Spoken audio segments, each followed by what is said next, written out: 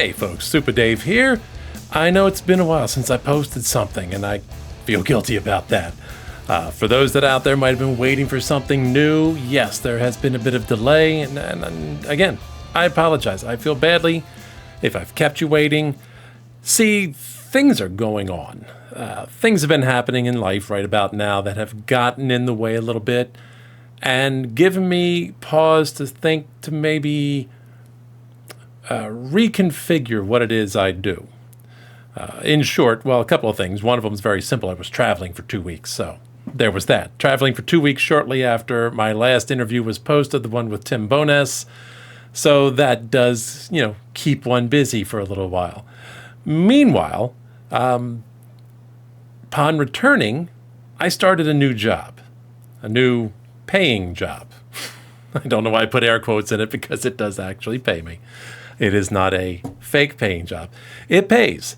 This does not. This is a hobby. This is not something I make money off of. This is something I do because I enjoy.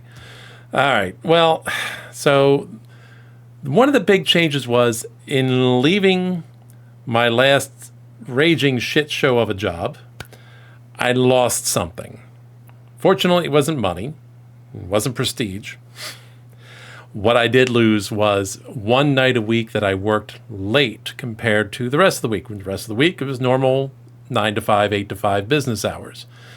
I had one day a week that I worked 11 to 8.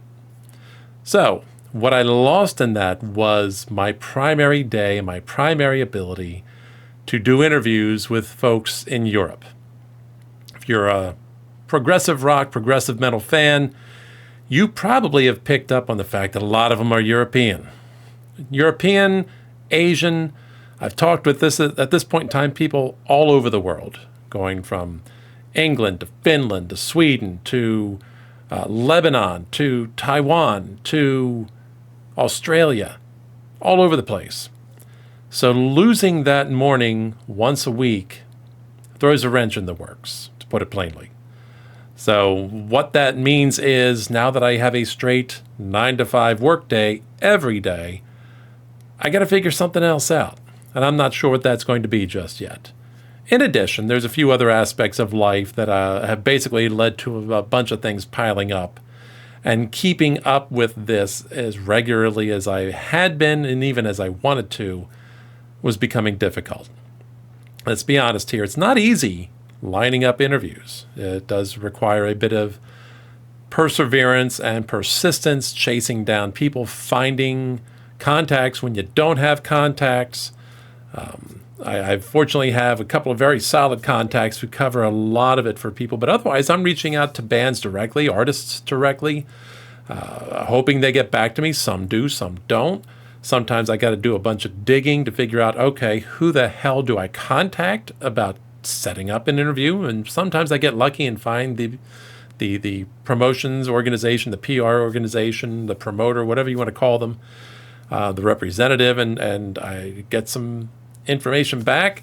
Sometimes we struggle to get something lined up. I've fortunately only had once or maybe twice, I think only once, that I had an interview completely scuttled due to a technological issue.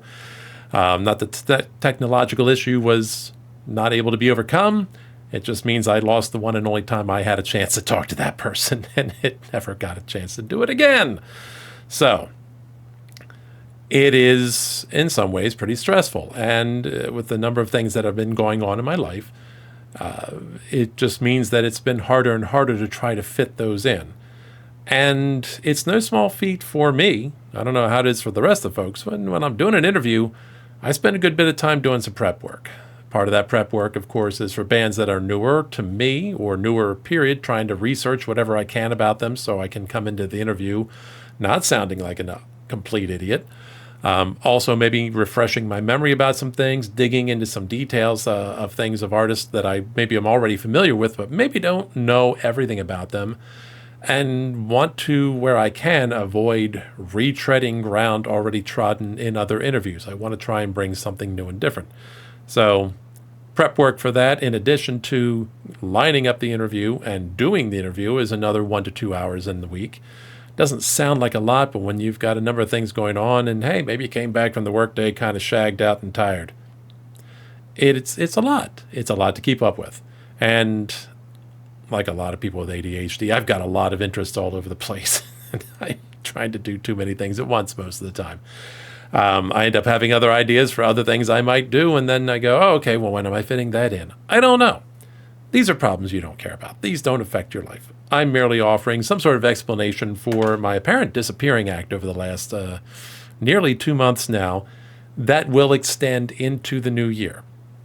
So the question before me at this point in time is, does what I do, is my primary raison d'etre, which is interviews, the reason I started all this, is that feasible anymore to the degree I want to be able to do it? Because it does, again, the fact remains that most of the progressive artists are European. There aren't that many these days, at least not many that have been putting out new music lately that are Canadian or American. I've been knocking on the door for Devin Townsend, of course, Canadian, but didn't have much luck there. So what are you going to do? The man's got his own podcast. What's he need me for? So anyway, that's where it's at. I've got to figure out what I'm going to do. Will I continue to do interviews? Will I try to do more things? I've had history of doing the reaction videos. I've had some fun with those, and I think people have enjoyed those. Matter of fact, I suspect those may be the primary drivers of subscribers and views on my channel at times. Not always, but some of those are my biggest videos, as you would probably find out by looking at my list of vids. So seems worthwhile to continue to do those, but that's not what I came here to do. It's what I started doing to build in extra content in between interviews, because interviews are not things you can depend upon regularly. They come sporadically. Sometimes you get a whole bunch at once, like I had in April, May this past year, where boom, boom, boom, boom, heck into June. Then you might have a couple of months, like July and I think August were pretty dry before I got a couple in September. And you never know when they're coming. So I need something in between there. I'm not a big list guy because there's so many of them out there. And honestly, I don't know that I've got anything all that impressive to add to it. And to be honest, there's people out there that are banging those out faster than I can bang them out. By the time I think of them, somebody else has already done them. Otherwise, I just probably end up coming out sounding a bit repetitive. I don't know, though. Maybe you would like to hear that. Maybe you'd like to see that. I do still plan to do my end-of-year top 20 lists. I still want to do that. But even that, keeping up with all the new music coming out and keeping it fresh enough in my mind to be able to speak about it is not an easy thing to do. Finding the time for all of that. One new album comes out a week. Really, if I really wanted to give it a lot of time, I'd be listening to that probably 4, 5, 6 times at least in the course of that week. Not easy for me to do because I've got other things going on as well. So I've got some thinking to do here, and I've just wanted to let folks know where things stood. I've not vanished altogether. I do plan to come back. Exactly what form and what format that will look like, I haven't decided yet. How frequently I will be posting, I have not decided yet. I lean towards weekly. It seems about right. So things that maybe I want to consider. It's trying to continue to do interviews. There may be a way I can work out still doing some interviews. It's just going to require me getting my ass out of bed early. And God willing, if I get my ass out of bed early enough to talk to some European folks or some Asian folks, I'm also cognizant enough to be able to do the interview without stumbling all over the place. That could be the problem. I don't know. We'll see how it goes. That's all I can tell you right now. I'll figure it out. But I guess I would like some feedback from you folks. I may post some polls on Twitter. I'm not calling it X. Fuck X. I'll call it Twitter for now. I may put some polls up there, get some feedback from you guys. I've not been busy there either. I'll tell you what, social media can be a full-time job in and of itself. I've learned that the hard way. Keeping up with it is not an easy thing to do, and I may decrease my presence there a little bit just to be able to keep up with it better. We'll see where that goes, but I might put up some polls. I'd be curious your feedback in the comments. What would you like to see me doing? Would you like to see me churning out lists, my favorite albums, or the best albums of this year, or the best albums of this decade, or the best prog albums with a fiddle in them, or something more esoteric than that? I can try and do that stuff. I have to figure it out a little bit. Would you like me to just try and power through and do as many interviews as I can, even if that means there's going to be a reduced volume? Would you like me to be doing more reaction videos and getting to that? I've got a backlog of suggestions and requests that I can still get to, and some other things I want to explore. Frankly, some other things I wouldn't mind catching up on. I've had some thoughts and ideas of maybe digging my foot into, which is so totally not the metaphor, dipping my foot into, dipping my toes into the pool that is album reviews. At least I can do those on my own time. I don't have to chase somebody down to do them. I can get a hold of the albums. I've got various ways I can do that, and certainly I've got people trying to send me stuff for lesser-known bands on a regular basis, asking me to review them. Haven't done reviews. But if I get away from doing interviews, then I don't necessarily have the barrier to reviews that I used to have, meaning I'm not worried about seeming to ingratiate myself with someone just so I can get the interview, or worrying that I won't get an interview with somebody somewhere if I pan their album. So that's a thought I've had going through my head. And even thought about doing what I would call retrospective reviews, going back and finding old albums that I hadn't maybe listened to in a while or have never listened to at all. I'm not going to claim to have listened to every prog album ever made. It's not happened, not had the time. And to be honest, I didn't have the inclination for the early part of my life, and this is something that's more a comparatively later development in my life. So I missed a lot and just really never got the time to go back and dig into it in detail. So that could be a fun thing to do. Some of you witnessed, if not many of you, but some of you witnessed earlier this year, I finally got around to listening to and did a full reaction to Rush's Caress of Steel, an album I had blown off literally for 40 years because it had a bad rep, and I just didn't get back to it because I don't tend to go backwards. I go forwards. So, things on my mind. This is what's going on. Exactly what I end up doing, I don't know. But I'd be curious what you would like to see me do. If anything, maybe you'd like me to shut up. Don't put that in the comments, please.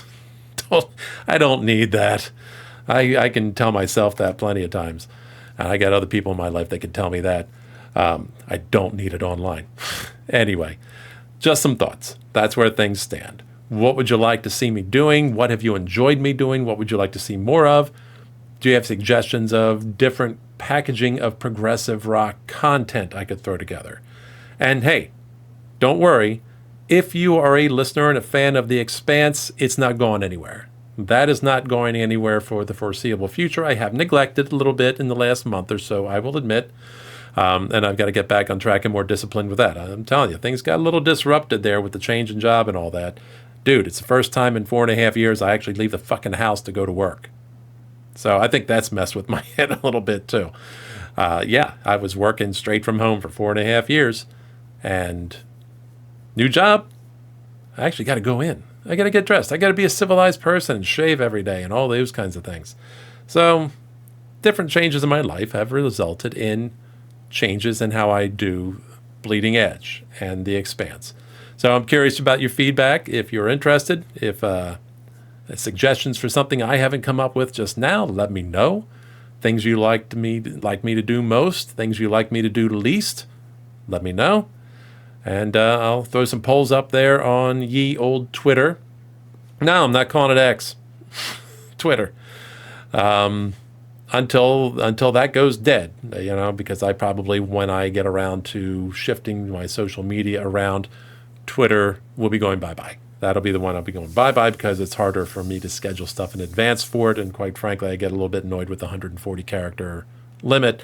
And no, I'm not paying for it. So that's where I'm with that. So anyway, your thoughts. I appreciate your time. If you've watched this, I know these aren't the kind of videos that get as much attention as the other stuff.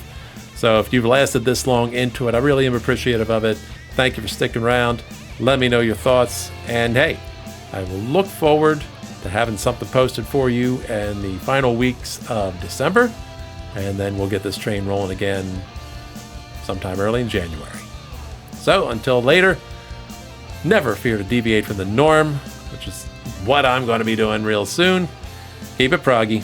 This is Super Dave, for a while, signing off.